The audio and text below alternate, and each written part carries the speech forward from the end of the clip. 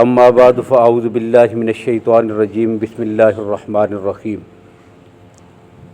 فإن لم تفعلوا ولن تفعلوا فاتقوا النار التي وقودها الناس والحجارة أعدت للكافرين وبشر الذين آمنوا وعملوا الصالحات أن لهم جنات تجری من تحتها الانہار صدق اللہ العظیم۔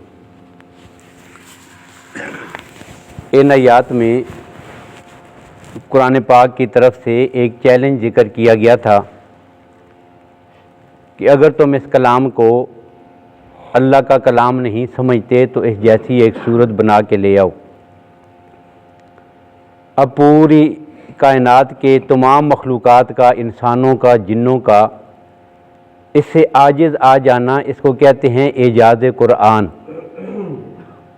کہ قرآن پاک کی مثل اور اس کی مثال اور اس جیسا کلام لانے سے عاجز آ جانا۔ اب یہ جو اعجاز قرآن ہے، اس کی خصوصیات اور وجوہات پھر کیا ہیں؟ تو ایک وجہ یہ ہے کہ اللہ نے اس کلام میں فصاحت اور بلاغت ہی ایسی رکھی ہے، الفاظ ایسے استعمال ہوئے ہیں قرآن پاک میں کہ اس سے زیادہ موزوں، اس سے زیادہ خوبصورت، اس سے زیادہ واضح اور اس سے زیادہ جامع الفاظ کائنات میں کسی زبان کے پاس، کسی انسان کے پاس نہیں ہے۔ اللہ نے ایسے لگتا ہے کہ چن چن کر الفاظ کو ایسے ترتیب دی ہے نا کہ اس سے زیادہ موزوں الفاظ آپ کو کہیں نہیں ملیں گے۔ مثال کے طور پر نبی اکرم صلی اللہ علیہ وسلم کو آغاز میں یہ حکم ہوا تھا کہ میرے نبی آپ جو ہے وہ انذر عشیرتک الاقربین، اپنی قریبی رشتہ داروں کو، جب نبوت اور رسالت ملی تو حکم یہ ہوا کہ قریبی رشتہ داروں کو آپ اللہ کے عذاب سے ڈرائیں۔ اب پہلے تو نبی اکرم صلی اللہ علیہ وسلم نے انفرادی طور پر، پھر اپنی برادری کے لوگوں کو جمع کر کے سب سے پہلے دین کی دعوت ان کو دی ہے۔ کچھ ایسا یہ سلسلہ چلتا رہا تو اب اگلا حکم نازل ہوا، کیا؟ فَاصْدَعْ بِمَا تُؤْمَرْ وَأَعْرِضْ عَنِ الْجَاهِلِينَ، کہ میرے نبی جو کچھ ہم نے آپ کو حکم دیا ہے نا، اب کھل کر اس کو بیان کریں سب کے لیے۔ اب یہاں پر لفظ کیا استعمال ہوا؟ فَاصْدَعْ۔ اب یہاں پر یہ لفظ بین، بیان کریں، ظاہر کریں، اعلان کریں، یہ الفاظ استعمال نہیں ہوئے۔ اب قرآن پاک نے لفظ استعمال کیا ہے فَاصْدَعْ بِمَا تُؤْمَرْ۔ اب صدعن کہتے ہیں عربی میں شیشے کی بنی ہوئی کوئی بوتل یا کوئی چیز ہو، اس کو آپ زمین پہ رکھ کر اوپر سے پتھر ماریں نا یا زور سے زمین پر گرائیں تو اس کے ٹکڑے ٹکڑے ہو جاتے ہیں، اس کو کہتے ہیں صدعن۔ اب اللہ کہتے ہیں فَاصْدَعْ، کہ میرے نبی حق اور باطل کو اس طرح الگ الگ کر دینا کہ جس طرح چور چور کرنے کے بعد اگر آپ اس بوتل یا شیشے کو جوڑنا چاہیں تو وہ نہیں جوڑ سکتا، اس طرح حق اور باطل کو اتنا الگ الگ کریں کہ قیامت تک ساری قوتیں اگر زور لگاتی رہیں تو اب اس حق اور باطل کو پھر جوڑ نہ سکیں۔ شرک اور توحید، کفر اور اسلام، حق اور باطل کو بالکل الگ الگ اور کھلے صاف لفظوں میں بیان کر دیں۔ اب دیکھیں کیسا لفظ قرآن پاک نے استعمال کیا، فَاصْدَعْ بِمَا تُؤْمَرْ، یہ نہیں کہا بیان کریں، جو حکم کرتا ہوں اس کو بیان کریں، بات تو وہی تھی، لیکن لفظ وہ استعمال کیا ہے کہ جو اتنا جامع ہے اور پوری نبی اکرم صلی اللہ علیہ وسلم کی دعوت کا خلاصہ بھی اور دین اسلام کے بھیجنے کا اصل مقصد بھی رب العالمین نے صرف ایک لفظ میں واضح کر دیا ہے۔ یہ ہے جی قرآن پاک کی فصاحت اور بلاغت۔ ایک مثال آپ نے پیچھے دیکھی بھی تھی، اللہ کیا کہتے ہیں کفار کے معاملے میں، کیا کہ ہم نے ختم اللہ علی قلوبہم، ان کے دلوں پہ مہر ہے اور ساتھ ہی ان کے کانوں پر مہر ہے، لیکن جب آنکھوں کی باری ہے تو قرآن کہتے ہیں وَعَلَىٰ أَبْصَارِهِمْ غِشَاوَةٌ، آنکھوں پر پردہ ہے، اس لیے کہ دل میں آنے والے خیالات کے لیے کوئی سمت نہیں ہوتی، کانوں میں پڑنے والی آواز کے لیے کوئی سمت اور رخ نہیں ہوتا کہ صرف ایک سمت پہ جو ہے وہ آپ کپڑا لگا دیں اور آواز نہ آئی، دل کی ایک سمت پہ آپ جو ہے کپڑا لٹکا دیں اور آواز نہ آئی، بات دل میں نہ آئے، ایسی بات نہیں ہے، اس کو مور لگا کے بند کرنا پڑے گا۔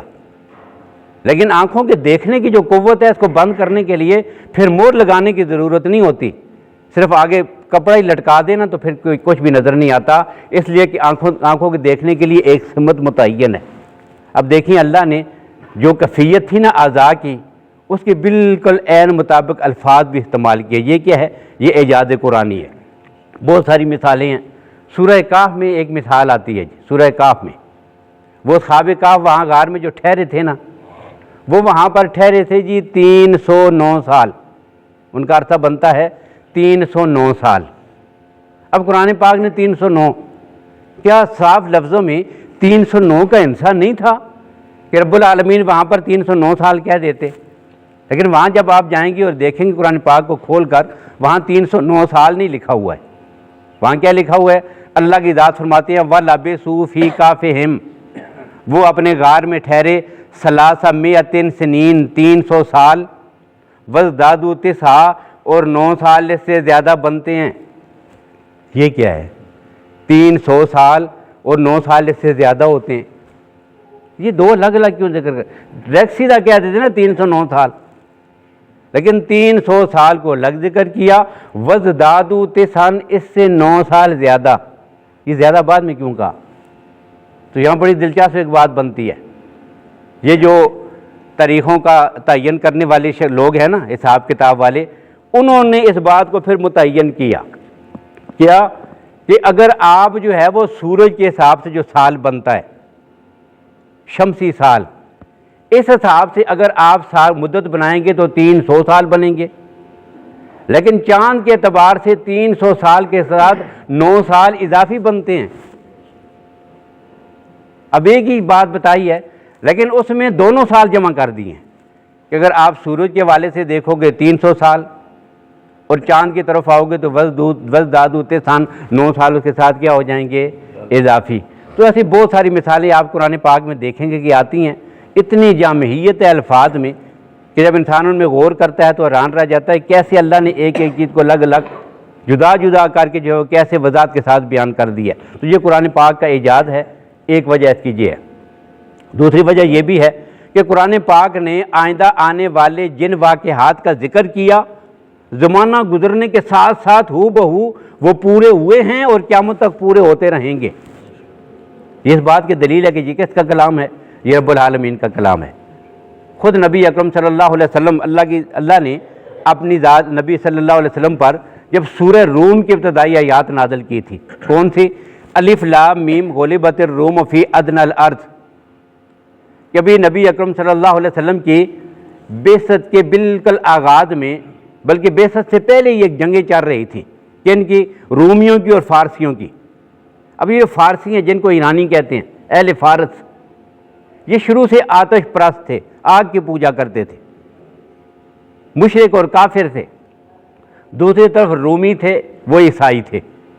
اب وہ بھی کافر ہیں لیکن کم از کم اتنا ہے کہ وہ اہل کتاب ہیں، ایک کتاب اور ایک نبی کی نسبت رکھتے ہیں. عیسائی ہیں، اپنے آپ کو عیسائی کہنے والے، رومی. اب ان دونوں کی آپس میں جنگیں ہوتی تھی، کبھی ایک جیت جاتا کبھی دوسرا جیت جاتا. اب نبی اکرم صلی اللہ علیہ وسلم کے جب آپ نے اعلان نبوت فرمایا تو بالکل آغاز میں یہ ہوا کہ وہاں پر جی الف لام میم غلبت الروم فی ادنی الارض، رومی جو ہے وہ شکست کھا گئے اور یہ فارسی جیت گئے. لیکن اللہ نے پیشن گوئی فرمائی کیا کہ چند ہی سالوں میں فی بضع سنین، چند سالوں میں ایسا وقت آئے گا کہ یہ جو رومی ہیں نا ان کو اللہ فتح عطا کریں گے اور فارسی ایرانی جو ہے اللہ ان کو شکست سے دوچار کریں گے. ساتھ ہی ایک بات قرآن پاک نے ایک اور بھی پیشن گوئی کی تھی. کیا؟ اللہ کی ذات فرماتی ہے وَيَوْمَئِذٍ يَفْرَحُ الْمُؤْمِنُونَ بِنَصْرِ اللَّهِ. یاد رکھنا جس دن یہ والا واقعہ ہوگا نا کہ رومی جیتیں گے اور ایرانی شکست کھائیں گے، اس دن ایمان والے بھی خوشیاں منا رہے ہوں گے. اللہ کی مدد کی وجہ سے وہ دن ایمان والوں کے لیے بڑی خوشی کا ہوگا. اب مسئلہ کیا تھا؟ مسئلہ یہ تھا کہ یہ جو رومی تھے یہ اہل کتاب ہونے کی وجہ سے مسلمانوں کے زیادہ قریب ہیں اور ایرانی جو ہے یہ مشرکوں کے زیادہ قریب ہیں. اب جو ہے وہ ایرانی جیت دے تو مشرک خوش ہوتے تھے، رومیوں کو کوئی کامیابی نظر آتی تو ایمان والوں کے حوصلے بڑھتے تھے. ابھی تھوڑی سی نسبت تھی. اب ایسے حالات میں اللہ نے یہ پیشن گوئیاں کر دی ہیں. صدیق اکبر رضی اللہ تعالیٰ عنہ باہر نکلے تو کفار ان سے کہنے لگے وہ تمہارے قرآن میں اللہ کہتے ہیں کہ چاند ہی سالوں میں آؤ شرط لگاتے ہیں. صدیق اکبر رضی اللہ تعالیٰ عنہ ان کے ساتھ شرط لگا لی، سونٹ کی شرط لگائی ہے کہ یہ ایسا ہی ہوگا۔ اور پھر نبی اکرم صلی اللہ علیہ وسلم نے تھوڑی سی اس میں وضاحت فرمائی۔ کیا؟ اللہ کے نبی نے فرمایا بیضہ کا جو لفظ ہے نا، یہ 1 سے لے کر 9 تک استعمال ہوتا ہے۔ بیض ہن 1 سے لے کر 9 تک، 1 سال 2 سال 3 سال، زیادہ سے زیادہ 9 سال ہو سکتے ہیں، لہذا ان سے 9 زیادہ سے زیادہ 9 سال کی بات کہہ دیں کہ ایسا ہوگا، اللہ نے کہہ دیا ہے اور قرآن پاک کی پیشن گوئی ہے، یہ حق ہے، یہ سچ ہے اور ایسا ہو کے رہے گا۔ چنانچہ پھر ٹھیک اپنے وقت پر بالکل ایسا ہی ہوا۔ اللہ نے اسی عرصے کے دوران میں رومیوں کو فارسیوں پر فتح بھی عطا کی، اور ٹھیک جس دن میدان بدر میں مسلمانوں کو فتح ہوئی تھی نا، ابھی مسلمانوں کو 313 کو 1000 پر اللہ نے میدان بدر میں فتح کیا، سن 1 ہجری میں فتح بدر کا دن ہے، اور ٹھیک اسی دن خبر آ گئی ہے کہ رومیوں کو بھی اللہ نے ایرانیوں پہ فتح عطا کر دیا۔ یہ قرآن پاک کی پیشن گوئی ہے۔ یہ کس بات کی دلیل ہے کہ یہ قرآن پاک اللہ کا سچا کلام ہے؟ یہ اس کے اعجاز کی ایک وجوہات ہے۔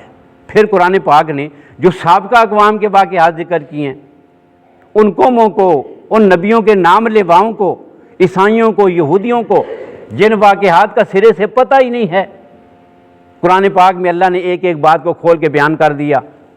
یہ کیا ہے؟ یہ قرآن پاک کے اعجاز کی دلیل اور علامت ہے۔ اور پھر قرآن پاک سے آنے سے پہلے کا جو دور ہے نا، اور قرآن پاک کے آنے کا جو بعد کا دور ہے، ان دونوں ادوار کا جب بندہ موازنہ کرتا ہے تو اتنے تھوڑے سے عرصے میں جس کلام کے اندر اتنی تاثیر ہو، دنیا کا کوئی کلام اتنا اثر نہیں دکھا سکتا، نہ اتنی بڑی تبدیلی اور انقلاب لا سکتا ہے کہ جتنے تھوڑے سے عرصے میں اتنا بڑا اثر، انقلاب اور تبدیلی اللہ نے اپنے قرآن کے ذریعے لائی ہے۔ یہ کیا ہے؟ یہ 23 سال کا دور تھا، اور 23 سال کے دور کو بھی جب مفسرین نے تقسیم کیا نا، تو پیچھے بچتے صرف 2 ہی سال ہیں، اس لیے کہ 23 سال کے 13 سالہ عرصہ مکی دور ہے۔ قرآن پاک کی دعوت کو بالکل پھیلنے نہیں دیا، روکا کفار نے، اور مسلمانوں کو جہاد کرنے کی اجازت بھی نہیں۔ پھر ہجرت ہوئی، ہجرت کرنے کے بعد جو اگلے 8 سال ہیں، 10 میں سے 8 سال ہیں، 8 سالوں میں تو جنگوں کے ذریعے اسلام اور قرآن کی دعوت کو روکنے کی کوشش کی جا رہی ہے۔ مکہ فتح ہوا سن 8 ہجری میں، اب اس کے بعد کے 2 سال ہیں، صرف 23 سالوں میں سے صرف 2 سال ہیں، اور 2 سالوں میں کھل کر قرآن پاک کی دعوت آگے جب پھیلائی گئی تو دنیا میں کہاں کہاں تک پہنچی بھی ہے۔ اور پھر ہوا یہ کہ اس سے جو تبدیلی آئی ہے وہ کتنی بڑی تھی۔ آپ پہلے کے دور کو دیکھیں، بعد کے ادوار کو دیکھیں، لوٹتے ہیں، قتل و غارت گری ہے، بے حیائی ہے، فحاشی ہے، عریانی ہے، دنیا کی وہ کون سی خرابی ہے کہ جو اپنی انتہا اور عروج پر نہیں ہے؟ ایسی حالت میں قرآن پاک کی تعلیمات جو ہے وہ شروع ہوئی ہیں۔ اور پھر تبدیلی کیسے آئی کہ وہی لوگ جو دوسروں کا مال لوٹ لوٹ کے کھاتے تھے، وہ اتنے رحم دل، اتنے عادل، اتنے امین، اتنے سچے بنے ہیں کہ فرشتے بھی ان کے تقدس پر رش کرتے ہیں۔ وہ ایسی جماعت بنی ہے، اور ان کی صرف ایک مثال یہاں پہ میں ذکر کر دوں کہ سیدنا فاروق اعظم رضی اللہ تعالیٰ عنہ کا دور خلافت ہے، تو آپ نے ایک علاقے میں جنگ کرنے کے لیے ایک لشکر روانہ کیا۔ لشکر کے جو سپہ سالار ہے ان کا نام ہے سیدنا عمرو بن عاص رضی اللہ تعالیٰ عنہ۔ عمرو بن عاص رضی اللہ تعالیٰ عنہ یہ لشکر کے سپہ سالار ہیں۔ اب کئی دنوں کا دور دراز کا، ویرانوں کا، صحراؤں کا وہ سفر ہے۔ اب سفر کرتے کرتے ایک جگہ، ایک صحرا میں جب پہنچے تو وہاں پر انہوں نے کچھ دن رکنا تھا، تو انہوں نے خیمے لگا لیے۔ اب خیمے لگ گئے جی سب کے۔ اب یہ جو سپہ سالار ہے اس کے پاس بھی ایک خیمہ تھا، ان کا خیمہ بھی لگا دیا گیا۔ 2 3 4 دن گزر گئے، اور 4 دنوں کے بعد اب انہوں نے حکم دیا چلیں جی خیمے شیمے سامان اکھاڑیں، اونٹوں پہ اور گھوڑوں پہ لادیں، آگے چلنا ہے جی جہاد کے لیے۔ اور ساتھ ہی حکم یہ دے دیا کہ جو خیمہ میرا تھا نا یہ والا، اس کو نہیں چھیڑنا، یہ اسی جگہ صحرا میں لگا رہے گا، اس کو چھوڑ کے جانا ہے۔ سب نے کہا حضرت یہ کیا وجہ ہے؟ پہلے ہی سامان کی کمی ہے، خیمے ہمارے پاس نہیں، 2 4 ہیں تو ایک ادھر ہی ویسے چھوڑ کے چلے جائیں گے، وجہ کیا ہے؟ تو نے کہا کہ وجہ بس ایک ہی ہے کہ جس دن آپ نے خیمہ لگایا تھا نا اسی دن سے ایک چھوٹا سا پرندہ ہے، صحرائی پرندہ تھا چھوٹا سا، تو اس نے کیا کیا، وہ اپنی چونچ میں گھاس لاتا ہے، گھونسلے کے اندر داخل ہوتا ہے، وہ سامنے کونے میں دیکھیں، اس نے چند دن کی محنت کے ساتھ ایک چھوٹا سا گھونسلہ بنایا ہے، گھاس کا ایک چھوٹا سا اس کا گھونسلہ بن گیا ہے۔ اب اگر آپ خیمے کو اکھاڑیں گے تو گھونسلہ ٹوٹے گا، اور جب گھونسلہ ٹوٹے گا تو اس پرندے کی 4 دن کی محنت ضائع ہوگی، اس کو تکلیف ہوگی کہ نہیں ہوگی؟ لہذا پرندے کو تکلیف سے بچانے کے لیے ہم اپنا یہ والا جو ہے خیمہ اسی جگہ چھوڑ کے جائیں گے۔ اب آپ اندازہ کریں کہ جن کی ہاں انسانیت کی قدر و قیمت نہیں ہے، صرف اس بات پر کہ تو نے اپنے اونٹ کو پہلے پانی کیوں پلا دیا ہے، حوض سے، چشمے سے، کنویں سے پہلے کیوں پانی پلا دیا، جنگ چھیڑ گئی۔ اور ان کی تاریخ اس بات کی گواہ ہے کہ 100 سال تک وہ جنگ چلی ہے، ہزاروں انسان اس میں قتل ہوئے ہیں، یہ ان کی حالت تھی۔ لیکن یہی قرآن تھا نا، اس قرآن اللہ کا، کہ جس نے یہ تبدیلی لائی ہے اور انقلاب لایا اور ایسی انسانیت سکھائی ہے کہ انسان تو عظمت والی مخلوق ہیں، باقی مخلوق کو تو چھوڑیں، ایک چھوٹے سے پرندے کے حقوق کا اتنا لحاظ اور اتنی جو ہے وہ ان کے اندر صداقت اور امانت اور عدل و ہمدردی اور انصاف اور خیرخواہی آ گئی ہے کہ وہ اپنا خیمہ اسی جگہ چھوڑ کے جا رہی ہیں۔ اب ویرانے میں خیمہ چھوڑ کے وہ چلے گئے، اور خیمے کو عربی میں کہتے ہیں جی فستات، خیمے کے لیے عربی میں ایک لفظ ہے فستاتن۔ اب مصر کا ایک شہر ہے، اس شہر کا نام آج بھی فستات ہے، یہ ٹھیک اسی جگہ آباد ہے کہ جہاں پر حضرت سیدنا عمرو بن عاص رضی اللہ تعالیٰ عنہ اپنا وہ خیمہ چھوڑ کے گئے تھے۔ اب جب تک مصر کا یہ شہر قائم ہے نا، وہ دنیا کو بتاتا رہے گا کہ کوئی پیغمبر کا تربیت یافتہ یہاں پہ آیا تھا جو اپنا خیمہ یہاں کے چھوڑ کے جایا تھا، اسی وجہ سے اس شہر کا نام ہی اس خیمے کے نام پر پڑ گیا ہے۔ یہ ہے جی قرآن پاک کی تبدیلی اور انقلاب۔ تو چھوٹے سے تھوڑے سے عرصے میں دنیا میں اس سے زیادہ بڑی تبدیلی، دلوں کی تبدیلی، انقلاب اور صحیح معنی میں صداقت، امانت اور سارا کچھ اگر کوئی دے سکتا ہے نا تو وہ اللہ کا کلام ہے، اس کا مقابلہ بھی دنیا کی کوئی کلام نہیں کر سکتی۔ تو یہ اعجاز قرآن کے وجوہات ہیں، اور پھر اتنے چھوٹے سے چھوٹی سی کتاب ہے، اپنے اس کے لحاظ سے، حجم کے لحاظ سے، ضخامت کے لحاظ سے اتنے چھوٹے سے اوراق میں چند صورتیں، چھوٹی سی کتاب، اور دنیا جہان کے سارے علوم کا جامع۔ کوئی علم آپ اٹھا کے دیکھیں، اس کی اصل اور بنیاد آپ کو اللہ کے قرآن پاک میں ملے گی۔ تو یہ قرآن پاک کے ایجاد کی وجوہات ہیں جن کی بنیاد پر رب العالمین نے کیا اعلان کیا کہ اگر تم یہ سمجھتے ہو کہ یہ قرآن اللہ کا کلام نہیں ہے تو اس کے مقابلے میں ایک چھوٹی سی صورت ایسی بنا کے لاؤ جس میں ایسی تبدیلی ہو، جس میں ایسی صداقت ہو، سابقہ اقوام کے جو ایسے واقعات بیان کرے، آئندہ آنے والی ایسی پیشن گوئیاں ہوں جس کی حفاظت کا اللہ نے اعلان کیا اور آج تک محفوظ ہو۔ یہ ساری کیا ہے؟ یہ وجوہات ہیں۔ اور پھر اللہ کہتے ہیں فَإِن لَّمْ تَفْعَلُوا، اگر تم ایسا نہ کر سکو، وَلَن تَفْعَلُوا، ہرگز ایسا نہیں کر سکو گے، فَاتَّقُوا، ڈرو، النار، اس جہنم سے۔ نار ویسے آگ کو کہتے ہیں، لیکن جب اس کے ساتھ الف لام آ جائے گا تو یہ معرفہ ہو جاتا ہے، اور جب معرفہ ہوگا تو مراد ہوگا کوئی خاص آگ، مراد کیا ہے؟ جہنم کی آگ۔ فَاتَّقُوا النار، جہنم کی اس آگ سے ڈرو، التی، وہ آگ، وقودھا الناس والحجارہ، وقود کہتے ہیں ایندھن، وقود ایندھن، وقودھا اس کا ایندھن، الناس لوگ ہیں، والحجارہ اور پتھر۔ یہ الناس کے ساتھ پھر الف لام ہے، کوئی خاص لوگ ہیں۔ کون سے؟ اللہ کے باغی، کافر، مشرک، اللہ نے ان کے لیے تیار کیا، سارے لوگوں کے لیے نہیں ہے۔ اگر مطلقاً کہہ دیتے نا لوگوں کے لیے تو مراد کیا ہوتی؟ سارے لوگ نہیں، الناس کوئی خاص لوگ ہیں جو اللہ کے باغی ہیں، جو کافر ہیں، جو مشرک ہیں، والحجارہ اور پتھر اس میں جل جاتے ہیں، یہ اس کی سختی کے اظہار کے لیے۔ وہ ایسی آگ کہ ہم تو لکڑیاں جلاتے ہیں نا، پتھر کچھ نہیں ہوتا، لیکن وہ ایسی آگ ہے کہ جس کا ایندھن ہی پتھر ہیں۔ اعدت للکافرین، اعدہ تیار کی گئی ہے، للکافرین کافروں کے لیے، اللہ نے کافروں کے لیے تیار کر دی ہے۔ تو یہ آیات کا ترجمہ اور مختصر تشریح تھی، باقی انشاءاللہ آئندہ اللہ تعالی ہمیں قرآن و سنت کو سمجھنے کی اور اس پہ عمل کرنے کی توفیق نصیب فرمائے۔